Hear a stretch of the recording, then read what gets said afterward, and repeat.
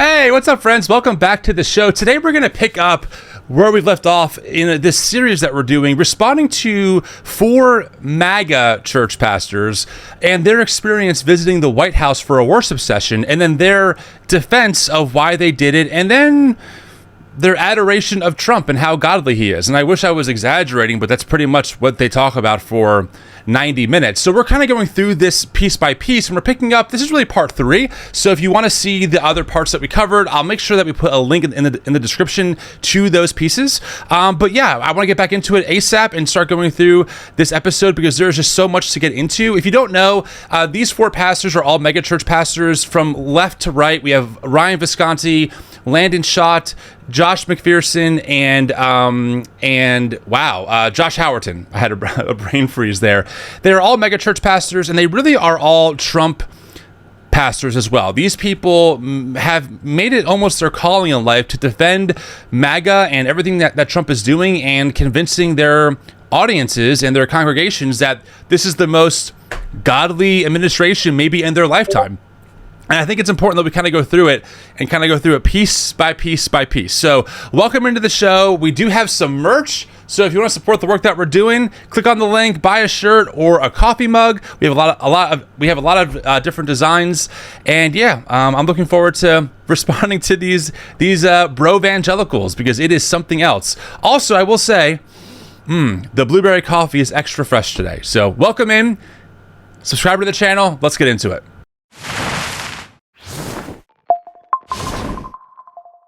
Let's do this, because here's what I want to do. What I want to do in the next few minutes, I'm gonna ask for quick hitters. So I'm just need one of you guys to hop in with a brief, direct response to these objections. The reason I want to do this is I think it's fair for a pastor to be wrestling with how should I be relating to this culture, what's happening right now.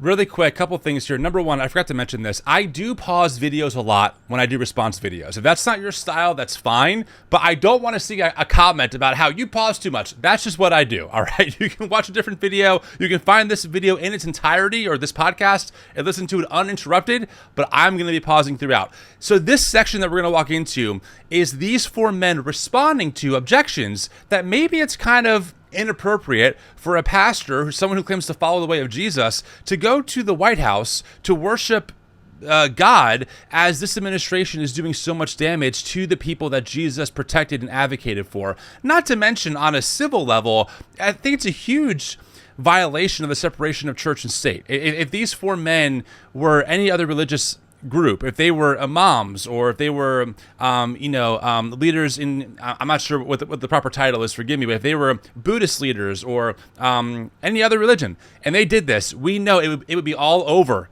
right-wing media news that, oh my gosh, we've been taken over by the radicals, etc. But because they're 4 Christian men, in their mind, this is totally appropriate. So I'm really curious. I'm watching this blind with you all. I have not watched this whole interview all the way through.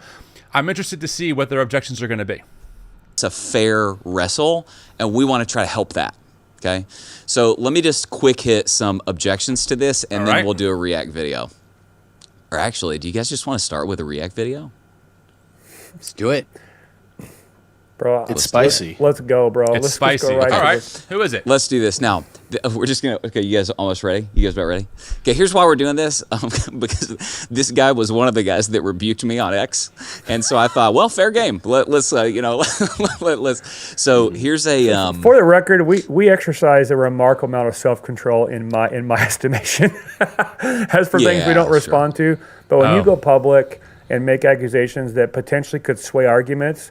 I feel like it's legitimate to respond to that. To explain that, no, we have thought this through, and that is not a legitimate response, and here's our answer.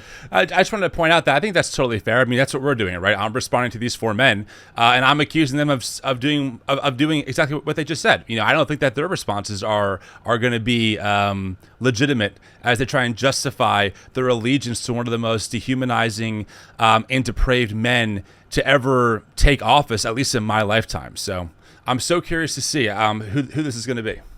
That's a good way to say that, Josh. All right, so this was like a 1 minute and 9 second clip that went semi-viral on X and Christian groups. So let's go ahead and play this, and then as soon as it's done, somebody hop in. barbarians are at the gate, you need a barbarian to fight back against you. That's David French. Okay, this is David French. He's not a progressive, just to be clear. He's very much a moderate.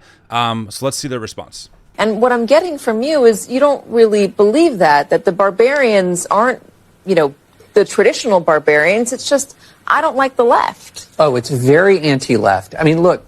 So Donald Trump wouldn't be a barbarian in this scenario. Well, and think about how contrary this is to the example of Jesus, because Jesus comes to ancient Israel when it's under Roman occupation, where the people of Israel are deeply oppressed. And he doesn't come and overthrow the government. He doesn't come and rule in the way that these Christian right people want to rule. He comes in and he loves other people. He serves other people. And he even forgives the people who are executing him as they're executing him. And yet you look at this Christian right, the MAGA Christian right. It is will to power. It is cruelty. It is dominance. Look how they applaud as Trump is cruel to immigrants, just vicious, depriving them of their constitutional rights. This is nothing about this is drawn from historic Christian theology. So when Donald Trump said, Okay, hold on. I want to pause here. They're already laughing at him. I just want to point out that everything David French said, and to be very clear, he's not a progressive. David French is very much a moderate. I think he actually just shows how far the right has gone right, because his position is pretty typical. Everything he said about Jesus living under occupation, what Jesus taught, how he lived, is factually correct according to the Gospels. Like, if you read the Gospel accounts, that's the image of Jesus you get. And these four men who claim to be Bible teachers, who claim to know the Word of God better than most people, I'm not sure why they're laughing, because that is what Jesus did. I mean, everything that David French said there is factually true. Again, according to the four Gospel accounts that we have. So I'm so curious to see how they're going to spin this. All right. First off, Jesus exists outside of the first century, David French. Yes, when he came the first time, it wasn't to establish a physical kingdom, but Jesus is also coming back again to judge the living and the dead on a white horse with a sword coming out of his mouth. Okay, pause. Ryan's objection so far is that I'm going to ignore all the things that we see in the Gospels. I'm going to say that Jesus is still living today, and that he's going to come back like how I think he's going to come back according to Revelation, which really is an image, a lot of imagery of violence. I want to point out to Ryan, though, and he might not realize this, but Ryan isn't Jesus, and the Christian Nationalists aren't Jesus. And 1 Corinthians 5, Paul, the Apostle Paul, explicitly tells the church to judge the church, but don't worry about the world, because it's not their business to judge the world. So I'm kind of like, you're laughing at David French for quoting scripture and showing us who Jesus is and how he taught his followers to live. And Ryan so far has bypassed all that and now appeals to Revelation, one of the most symbolic and arguably complicated books of the Bible that is the most hotly contested and debated, and appeals to a version of Jesus that one day he'll come back with a sword in his mouth to judge the living and the dead, which doesn't really answer the question about the constitutional rights that this Trump administration is depriving immigrants of, the cruelty, the viciousness, etc. So far, I'm not impressed. So there's that. I also want to say power is not inherently good or evil. What matters with power is where it comes from and how you use it. Like, power can be a good thing. Jesus said, all authority has been given to me. Now go and make disciples. And in Acts 1, he said, you will receive power when the Holy Spirit comes upon you to go and be my witnesses. So we want power as Christians to use properly for God's glory. Like, as a dad, I want the power to protect my wife and daughter from evildoers. That's why I have guns in my house. I don't have guns so that I can go and rob banks. And as a citizen, I want to use my political power to put people in authority who will create and uphold laws that please God and create prosperity for the people of my country. Okay, stop. This is, I mean, I am blown away that Ryan's a pastor. None of that has anything to do with how Jesus taught us to live. Jesus tells his followers, welcome the stranger, and really the word is immigrant. And the policies that the Trump administration is putting into practice are depriving immigrants of their due process.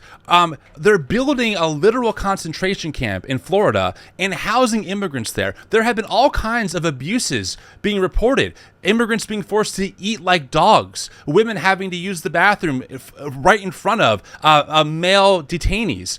All kinds of things. And again, most importantly, their due process, their rights have been stripped away. I don't see Jesus advocating for that policy, Ryan. It's really weird to hear him quote power, how power is not bad inherently, and I agree, and then somehow spin it like he wants to use his power for good when the people that he's supporting in office are using their power to hurt the least of these. USAID gets cut, right? We just burned, 500 tons of food that expired because we stripped USAID of funding. We're watching the ongoing starvation of the Palestinian people as of this recording, right? And Trump and the U.S. empire are funding the ongoing genocide of the Palestinians. We just watched the big, beautiful bill, so-called, get passed through, which takes away SNAP benefits and healthcare benefits from the least of these. You have to be really self-deluded to think that somehow this administration is doing or implementing the commands or the teachings of Jesus, because he's not. And Ryan has confused his access and proximity to political power as evidence of this administration doing the will of God. It's incredibly egotistical. The previous administration used their power to enact laws and policies that were wicked according to God's standards in the Bible, pro-gender ideology, DEI, the LGBT agenda was advanced and codified in so many ways and pushed down our throats. DEI, diversity, equity, and inclusion, is actually a biblical idea. The Israelites were a marginalized group that God calls his people and liberates out of bondage.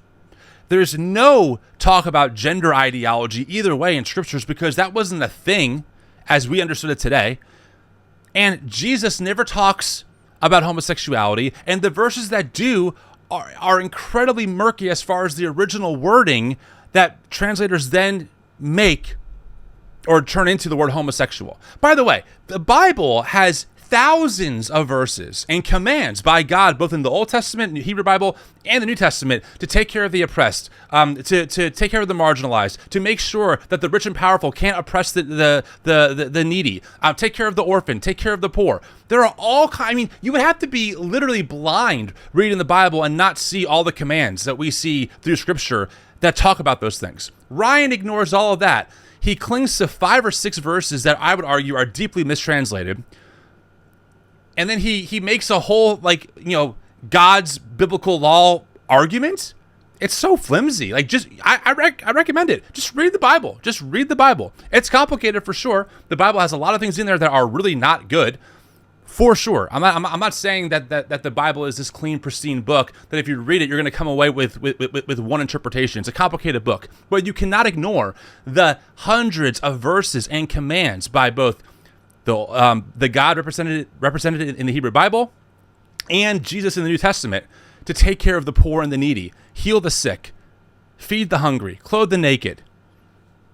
Right over Ryan's head. This administration's seeking to undo that. So when he talks about Christians or the MAGA right wanting power or craving power, it's I actually do want power, but I want power that is granted to me from our Constitution as a citizen of this country. And I want to use political power to please God, and I want to see people prosper. Well, you're not just Ryan. me, but generations to come. And then the accusation that this administration has been cruel to immigrants. First off, many previous presidents have deported millions of illegal immigrants. It is not cruel to enforce the laws of your lands, and having borders is not an act of cruelty. Enforcing the law that says you need to immigrate to this country legally, that's not cruelty. And many of the people that have been deported since President Trump took office self-deported themselves because of what the president has said and established. They actually repurposed the app that the Biden administration created to use to come into the country illegally, and they repurposed it to help people self-deport themselves. So that's pretty cool. I have never the amount of bullshit that just came out of his mouth is remarkable. First off, I'm very confused. because I hear this argument often. Well, Obama deported millions of immigrants. Wait, I'm sorry. I thought that Obama and the radical left wanted open borders. So, like, which is it, guys? Like, do Democrats also enforce and deport people, or do they not? Did Joe Biden not deport people as well, or did he want open borders? Number two, this idea of open borders versus closed borders is such a straw man. No one in politics is advocating for wide open borders. That is not a thing. Period. People are advocating for border reform because our immigration system is so messed up. It's so outdated. It's so backlogged. That's a thing. In fact, Joe Biden actually tried to push through one of the most conservative bills in modern American history on immigration that would have funded more courts and would have funded more agents, etc. And Trump told his people, tank it, so I can get it done, and then I can run on it and campaign against him because he couldn't pass the bill, and they did. So let's get that out of the way. The other big thing here is that this idea that everyone that Trump is going after is illegal is really disingenuous. First off, we know from even Trump's own words before he became president about how Haitian immigrants were eating the cats and dogs. Those immigrants were here legally. There are many stories of people currently going through the immigration process that have been swooped up by this administration, again, with no due process. They were not given a lawyer like they're supposed to be given. They were whisked off to a different state, kept in detention centers without any kinds of rights. That's the problem, Ryan. That's the problem. I mean, Kilmar Abrego Garcia was not a criminal.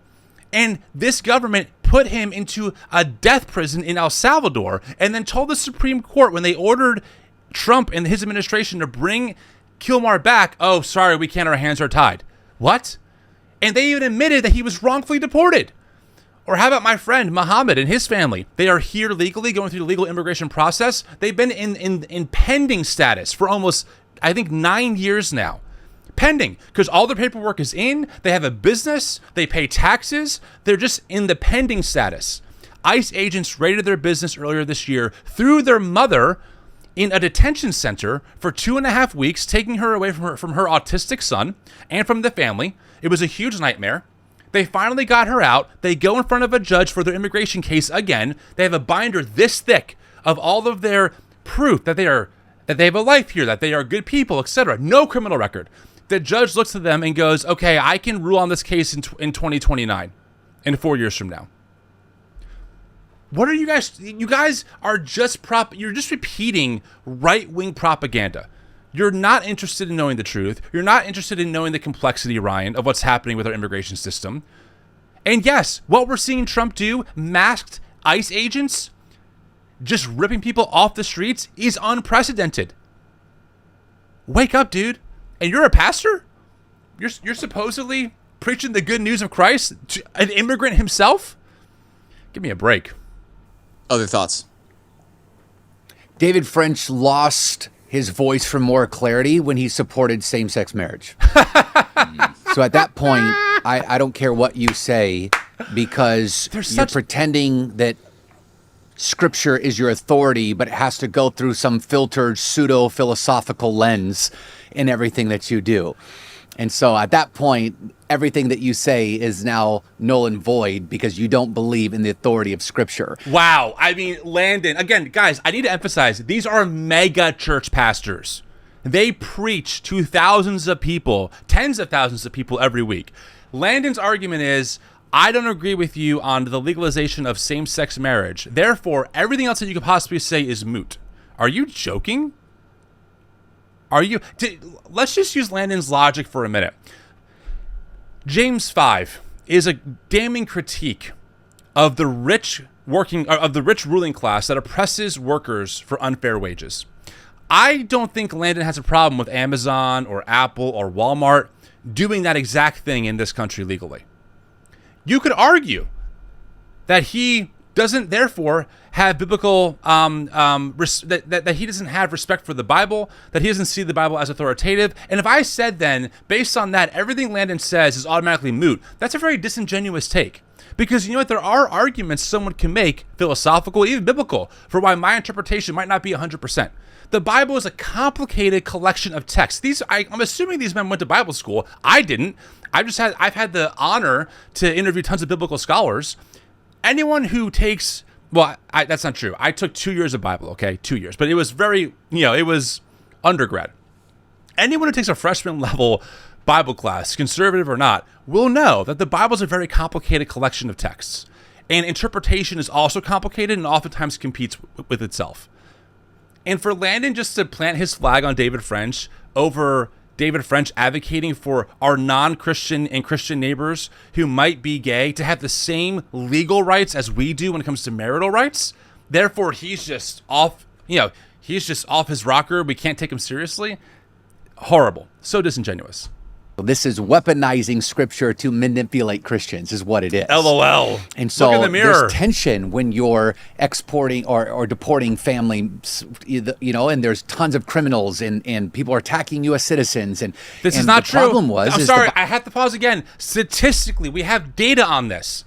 We have data. The number is something like 60% of the people that this administration has targeted have no criminal conviction, and 93% have no violent criminal conviction. Like the number is staggering. They are not arresting criminals. They are arresting normal people who have not done anything wrong in this country but tried to make it. The propaganda is off the charts, and these four men want you to believe that they are truth tellers. It is disheartening to think that this kind of talk is what gets people famous in evangelical circles. Administration let people over by the masses. We have friends in the Faith Advisory Board that are doing work on the border, and it is middle-aged Oriental men and South American men and Middle Eastern men. So what? So there is this wide open border to bring in who knows what. I mean, it's insane that I have to go and be patted down and go through long lines at every airport that I go through. But men could just walk open our borders and they had no problem. I mean, the corruption goes so deep with all of this stuff. They're obsessed with immigration. And so there's this pushback on us being near the White House or the presidents by David French and guys like him when proximity to power is only dangerous for cowards, but it's not for prophets. Okay. Wow. So much here. I'm just going to say one thing very quickly. Statistically, undocumented immigrants are half as likely to commit crime as native-born citizens. If they were concerned about safety, they would look at the rate of white men and their violent crimes, or U.S. citizens and their violent crimes. Why is that not on the tip of their tongue? Why? Why whenever a mass shooting happens, we don't hear about how it's always a white man from these people? Because they don't care if it's them. If it's a white dude who does something bad, that's a one-off, that's a bad apple. If it's a pastor who molests a child, that's a bad apple. If it's an immigrant, it's automatically, we're just letting in criminals. The xenophobia, the racism, it's just so palatable once you understand why they're so hyper-focused on this. And by the way, statistically, I would categorize these men as Christian nationalists. Christian nationalists, statistically, the two most hardline issues for them that they said they need to vote for someone who would agree with these two things or else was immigration and gun rights. And we're seeing the immigration piece right here.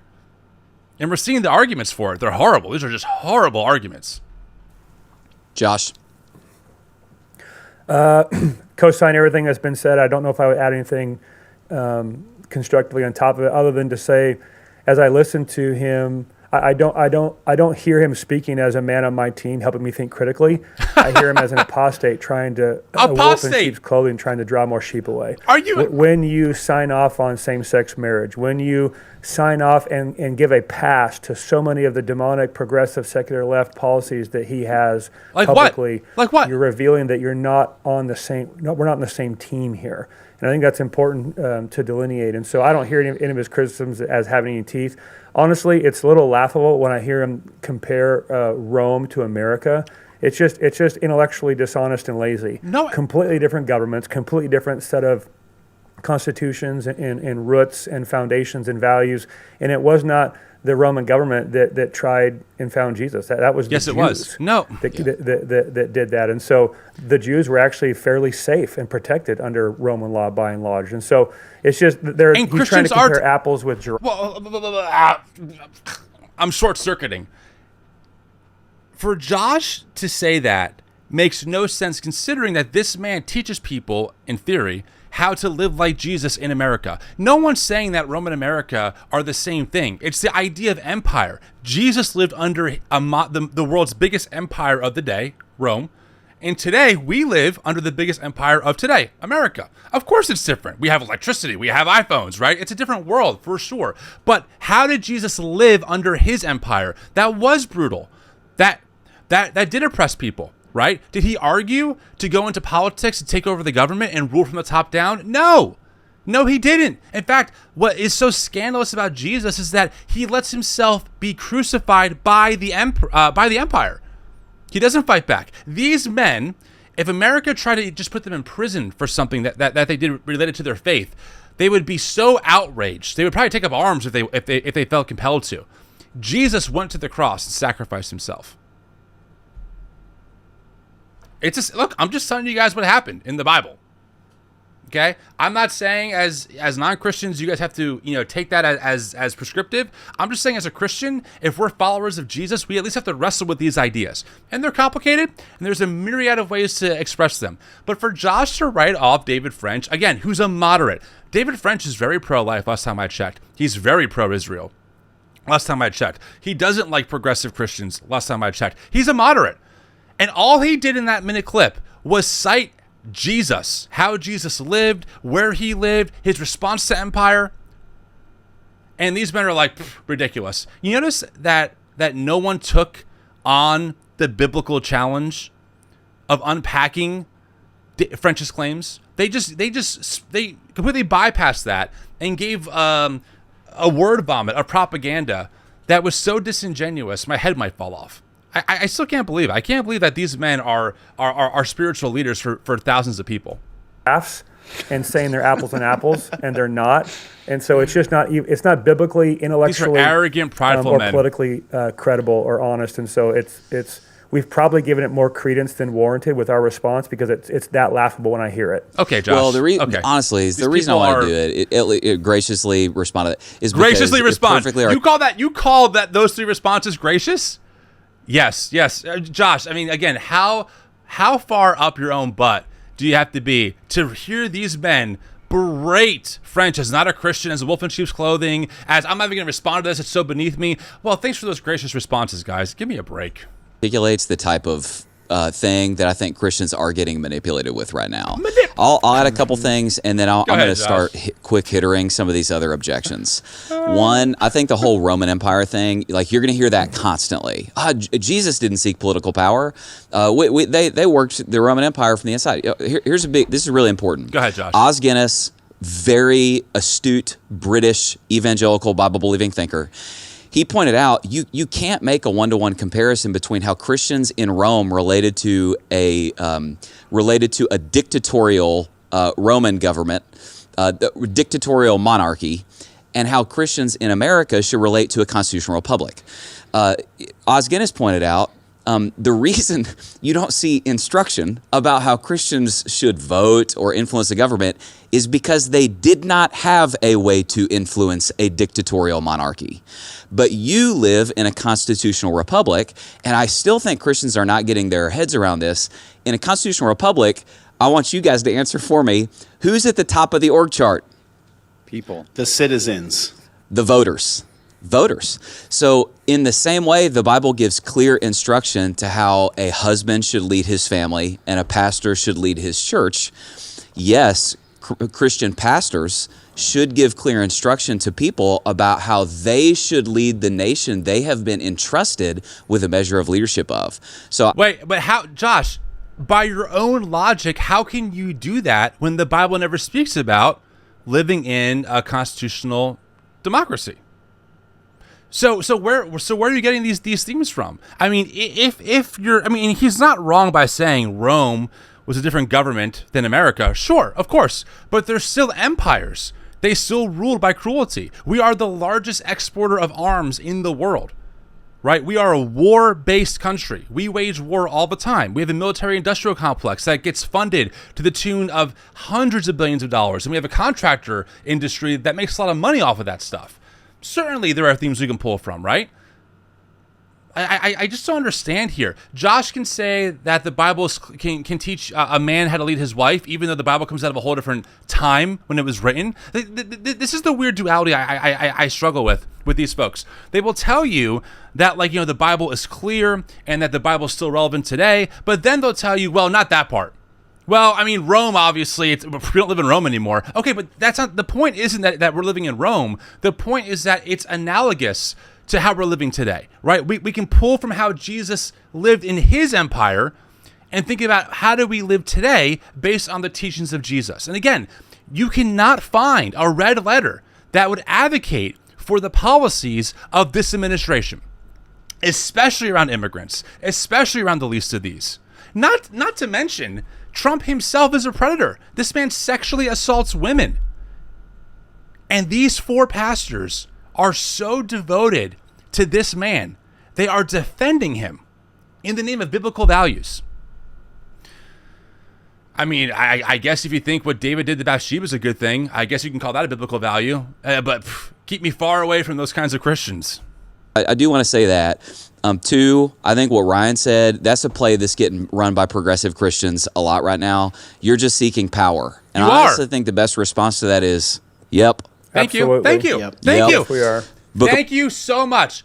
I so appreciate that, because our critique often is that Christian nationalism is built on power and control. If you listen to my show, either here or on the podcast or on the Tim and April show, I say that all the time. Christian nationalists are hungry for power and control and maintaining cultural dominance. And he just said it. Yes.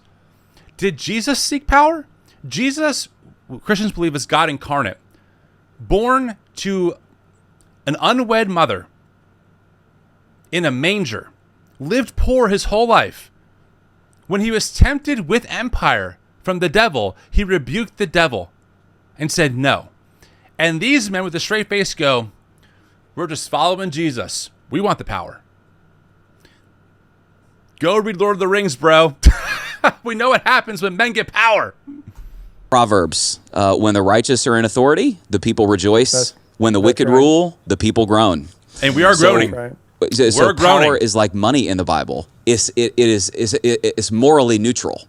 What is moral is what you do with the power. That's right. So yes, that's right. We should want Bible-believing, submitted to God, good men and women, seeking power and in power. 100%. Right. And then here in a second, I do want to get into the, I think the immigration thing is a bait and switch that Christians are really struggling to get their head around. So actually, let's just go right into it. We're going to Okay, just really quick. I have to respond to that. Sure, power is neutral. How did Jesus handle his power?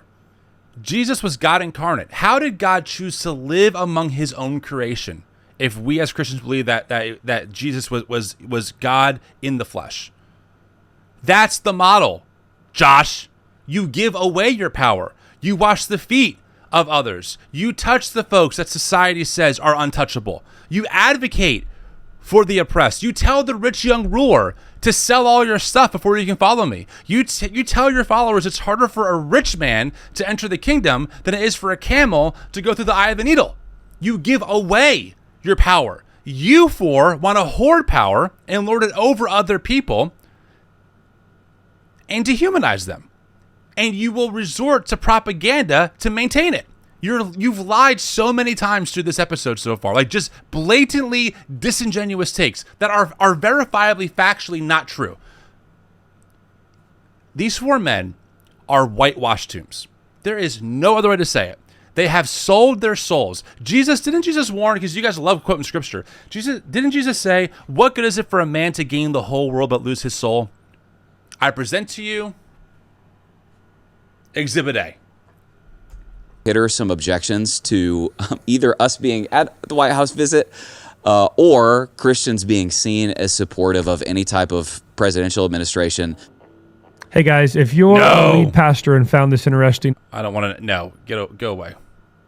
Part of this very special closed door cohort. Oh, closed door. Maybe I should go to that. Let's start with that one. Trying to infiltrate. Hey guys, Jesus. The Bible is very clear that you should love the immigrant. And I'm just going to quote a text message I received.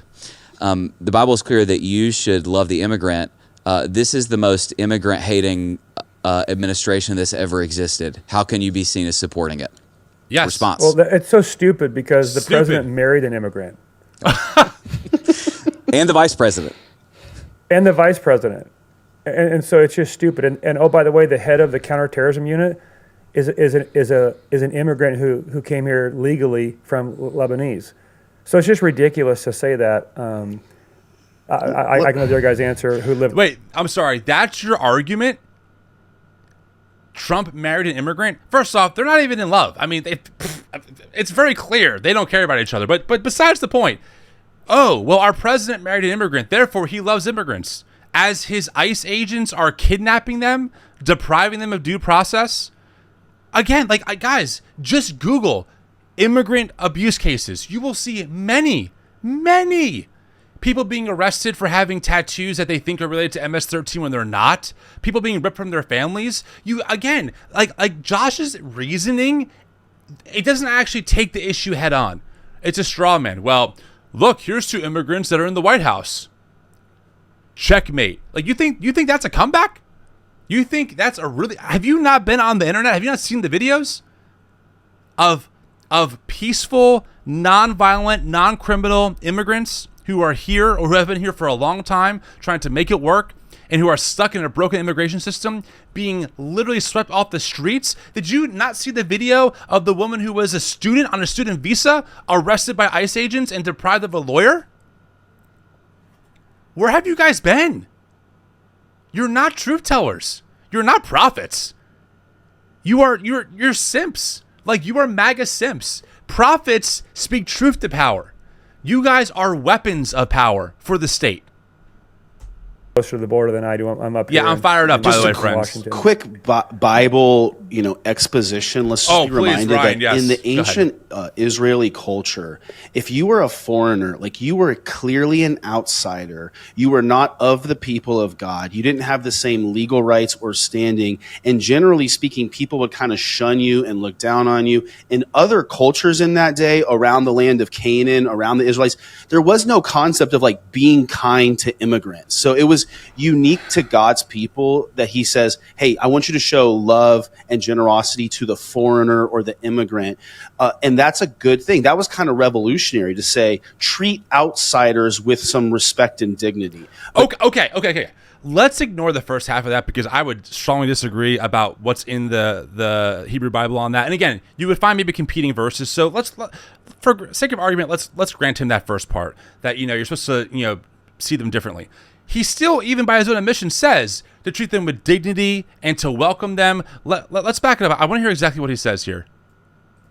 Bible, exposition. Okay. Let's just be reminded that in the ancient Israeli culture, if you were a foreigner, like, you were clearly an outsider, you were not of the people of God, you didn't have the same legal rights or standing, and generally speaking, people would kind of shun you and look down on you. In other cultures in that day, around the land of Canaan, around the Israelites, there was no concept of like being kind to immigrants. So it was unique to God's people that he says, hey, I want you to show love and generosity to the foreigner or the immigrant.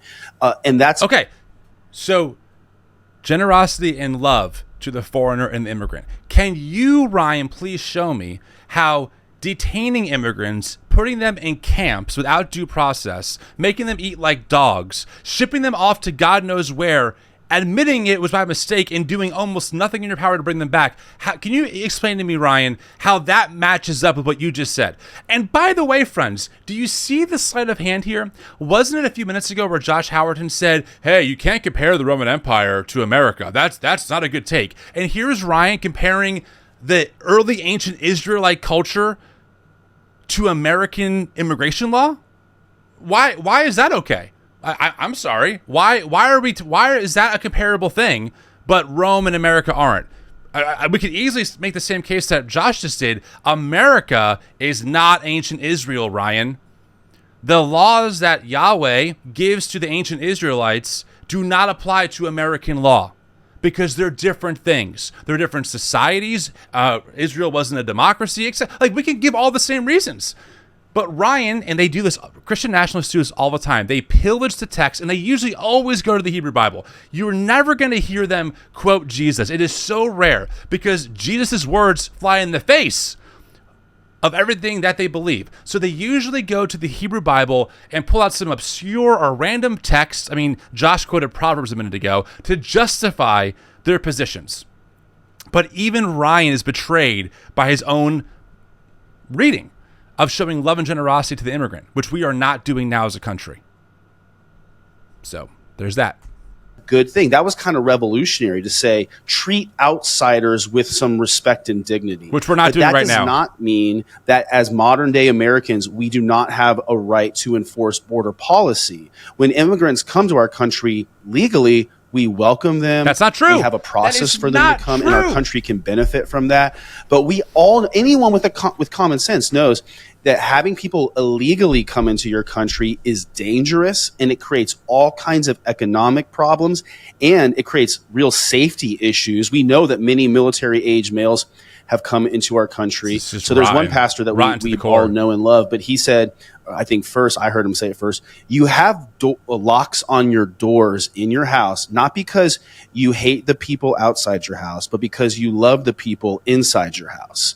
And that's the way it works with the country having borders and immigration law. No one is, again, I go back to what we said earlier. No one on the left who's in politics is arguing for an open border. Joe Biden tried to pass significant border reform, and it failed because Republicans tanked it because Trump told them to. And again, I go back to what I keep on saying. The people being targeted often are not undocumented immigrants. And if they are not violent. They're not the criminals that you think that they are, Ryan. But you don't care about data. You don't care about statistics. By the way, last thing about this, well, maybe not last thing, but another point to add on. A report came out from the National Association of Evangelicals in partnership with other religious groups. I think the Catholic Association and the Lutheran Association. And they found that about 45 to 50, no, maybe it's higher, 60%. I have to find that, but it's a high number. Maybe it's as high as 60% of immigrants being targeted by Trump are Christians. Yeah. They're either Catholic or evangelical. Very few are not religious. So this government is literally persecuting Christians. Think about that. Isn't this the crew that's so worried about Christian persecution? And again, that's the tell. They don't care about persecution if it's of a brown-skinned immigrant who's a Christian. They care about saving their own hide. And they've created narratives in their heads where they think that they were really under attack in America as megachurch pastors. It's stupid. I'm sorry. We have to call it what it is. This is stupid. It is stupidity what these men are advocating for here. This president is not deporting more illegal immigrants than previous presidents have. Really, what people today are experiencing is they are getting brainwashed by the mainstream media that's telling them that this president is anti-immigrant. He's not. He's got minorities and immigrants all throughout his administration. And as Josh pointed out, literally living with him and sharing a bed with him. The dude's not a racist. Yeah. And one thing I think that we've seen up close and personal now is one of the marks of President Trump is throughout his whole life. I read 3 books on him over Christmas. We've gotten to know some people in his administration now. And the testimony is consistent from family to long-term employees and folks around him. Kidding. He loves to elevate people and help them succeed. He loves to put people, he's not...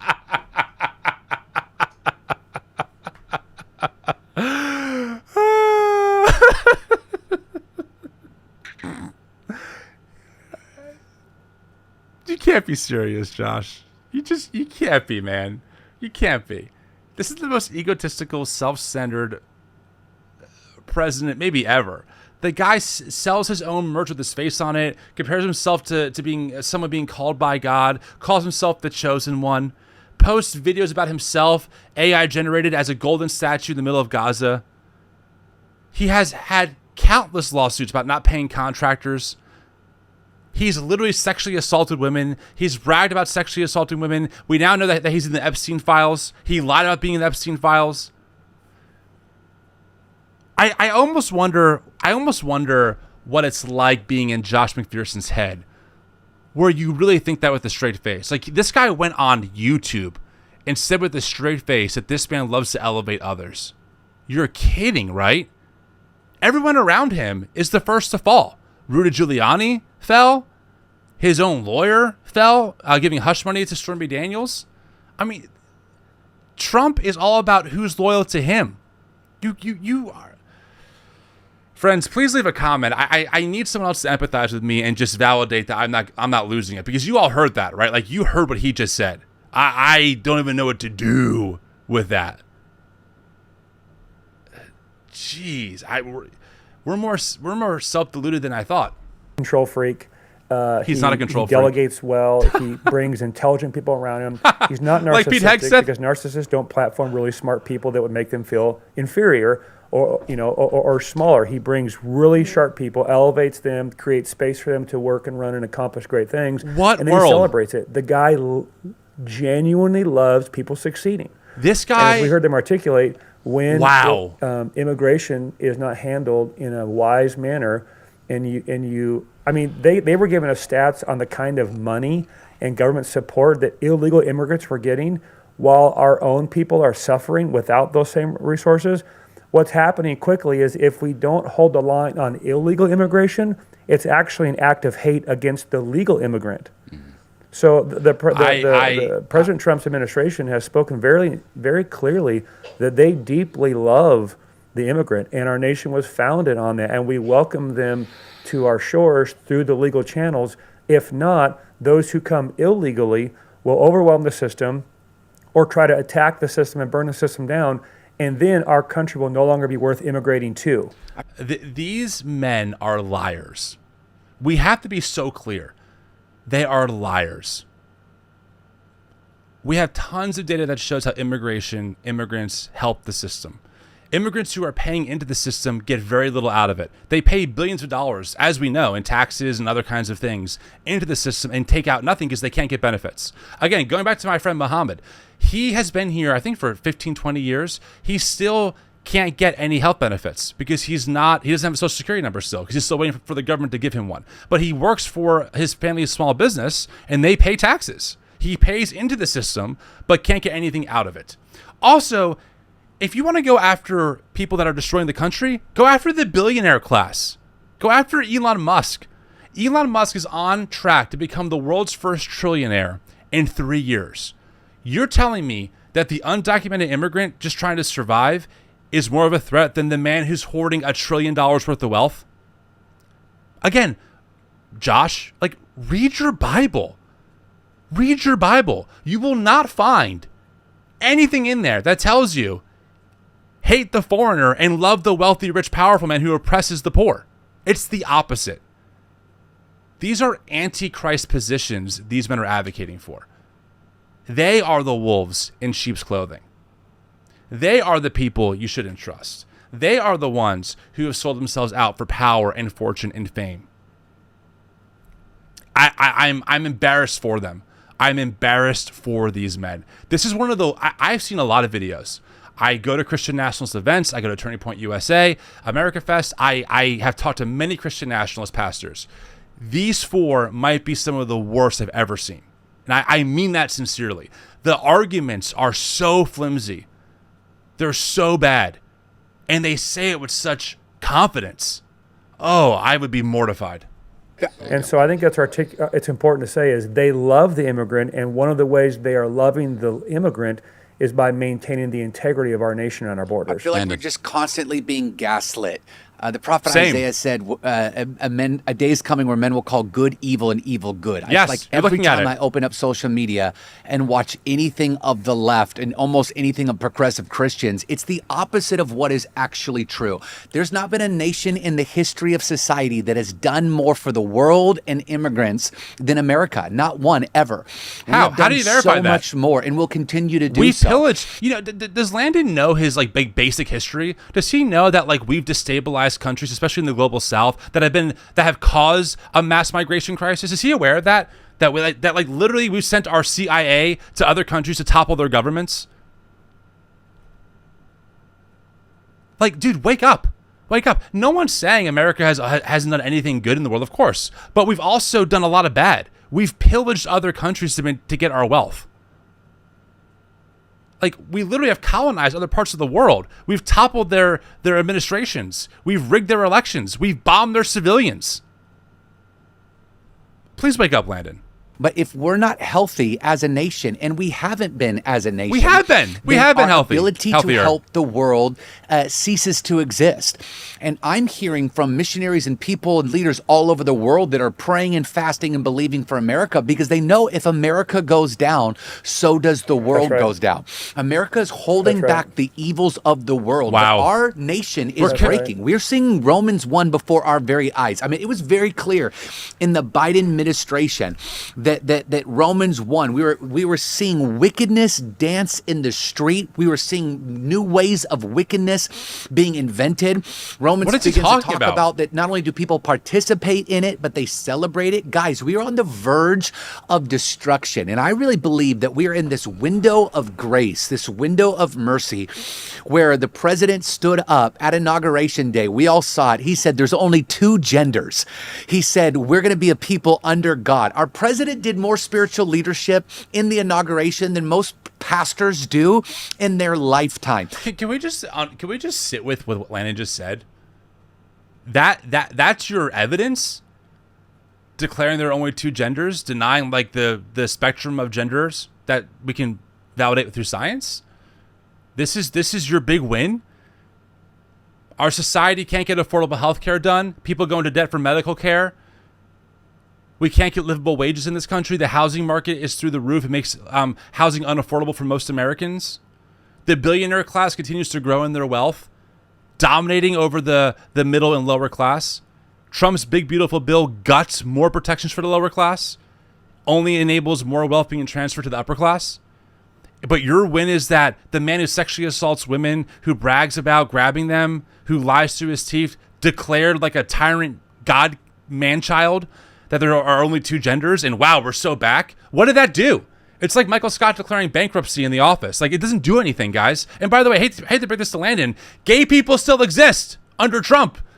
Like, Landon's, first off, they always speak ambiguously. There was so much wickedness under the Biden administration. Okay, I need proof. Like, what are you talking about? And then how has that changed now? Because guess what, Landon? Pride Month still happened this year. Gay people still exist. Transgender people still exist. They always attack minorities. Christian nationalism is obsessed with attacking minority groups. Immigrants are a minority. DEI, black people, minority. Queer people, a minority. The only minority you should be afraid of is the billionaire class. But they won't attack those people. That minority is safe from these men. It's the gay people you have to worry about. Has no effect on your life at all. None. Right now, there are probably people, as we talk, who are gay having sex with each other. I wouldn't even know. I don't even care. Doesn't affect my life at all. You know what does affect my life? My inability to get affordable health care for my family. You know what affects my life? Mega corporations that continue to rob from their workers and exploit them for profits. That affects my life.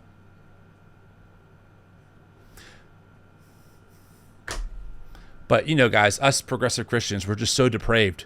We read the words of Jesus and take it seriously. Who would have thought? And so we're in this window right now where we could see the mercy of God, the grace of God come on our nation. And you got these progressive pastors whining and complaining about actually good things, godly things happening. This is mind-blowing. I mean, this is the time where we need to take territory for what God's doing. There it is. We need to take territory for what God is doing. That is Christian nationalist code for we have to keep advancing our privilege over everyone else. We have to take, when I tell you that Christian nationalism wants to take over, this is what I'm talking about. They believe that people like them should be the ones in power writing the laws for our country. They should be the ones shaping policy. They should be the ones that are at the top of the food chain at all times. Trust me, if any of these 4 men got the power that they wanted, you wouldn't be able to have your Muslim American citizen be in power at all. Just look at how they're talking about Zoran Mamdani. Look at how Charlie Kirk has talked about him. These people do not want other American citizens not like them in power. They want people like them in power. That's why it's not about legal immigration. It's about getting rid of brown-skinned people and continuing to keep them underneath the foot of these white nationalists. And I do say white nationalists sincerely. Whether they see it or not, the policies, the positions they advocate for come out of the white Christian nationalist playbook. They don't care about all American citizens. They don't care about progressive Christians. They definitely don't care about black folks or queer folks who are also legal American citizens. They don't want those people in power. I'm telling you. And every time someone like every time a minority group gets in power, look at how they treat them. That will tell you. Amen. Well, let me Amen. put a bow on this the immigration thing, because probably of everything that's going on, this is the one I feel like can emotionally confuse Christians more than almost emotionally anything. confused. So okay. You guys crushed it. I'll add two things. One, go ahead, Josh. 4 out of 4, every dude that's on this podcast right now are in agreement. Christians are called to love the outsider and the immigrant. Totally. No one is disagreeing with that. I've got a more than 2,000 person Hispanic campus at Lake Point. It's like my favorite thing about our church. Josh, what happens when ICE comes to your campus because some of those people aren't here legally? What do you do then? These people do not love the immigrant. Okay? They do not. The policies they advocate for are destroying families. We've seen children with cancer being deported. Give me a break, guys.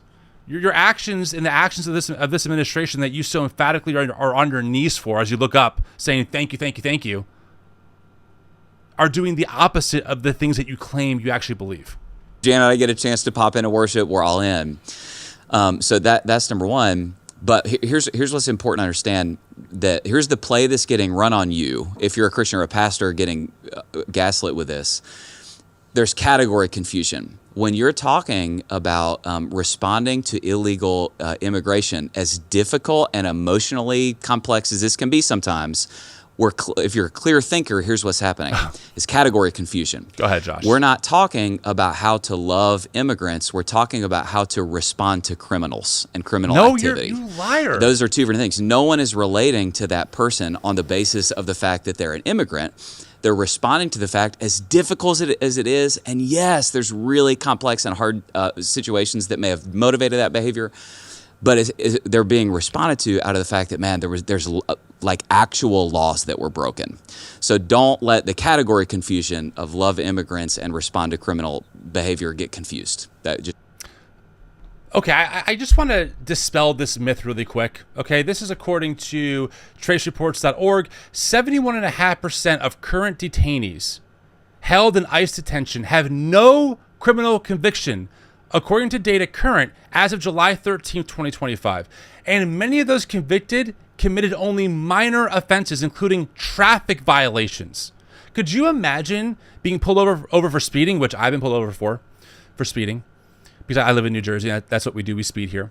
Could you imagine being pulled over by a cop and then being taken away to a detention facility with no due process, no timeline, no court date, nothing, just waiting because you are, quote unquote, now a criminal?